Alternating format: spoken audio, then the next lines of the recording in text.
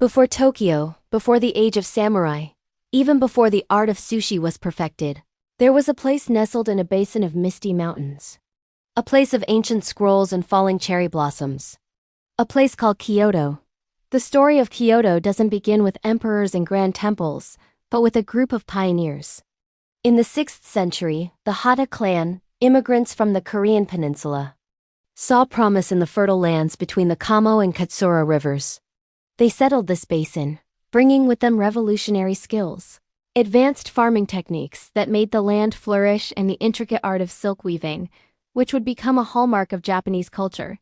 They didn't just build homes, they laid the very foundation, planting the seeds of a city that would one day shape the destiny of an entire nation. For 2 centuries, this settlement grew, nurtured by the rivers and the diligent work of its people. But its true destiny was yet to be realized. In the year 794, a momentous decision was made. Emperor Kanmu, seeking a new center for his empire, chose this very basin for his capital. He named it Heian-kyo, the capital of peace and tranquility. It was a city built with intention, modeled after the great Chinese Tang Dynasty capital, with a grid-like layout that symbolized order and harmony.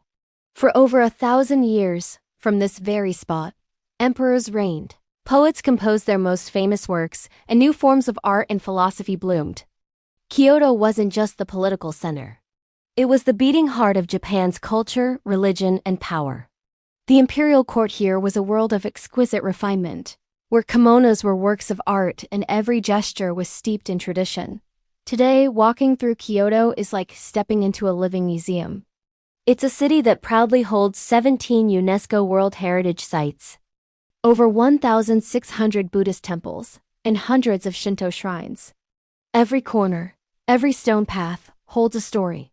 You can feel it in the golden glow of Kinkaku-ji, the golden pavilion, perfectly reflected in its tranquil pond. You can sense it as you walk through the seemingly endless tunnel of vibrant red torii gates at Fushimi Inari Shrine, each one a prayer or a wish. And you might even catch a glimpse of it in the elegant, silent steps of a geisha gracefully navigating the narrow streets of the Gion district. Here, time doesn't just pass.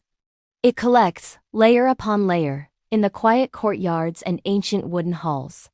But don't mistake this reverence for the past as a sign that Kyoto is frozen in time. It is a city of fascinating contrasts. Bullet trains, symbols of Japan's technological prowess, rush past serene, whispering bamboo groves. Ancient tea houses, where a ceremony has been performed the same way for centuries, now sit beside innovative tech startups. You'll find students with laptops sitting on traditional tatami mats, sipping matcha lattes. Kyoto isn't stuck in the past.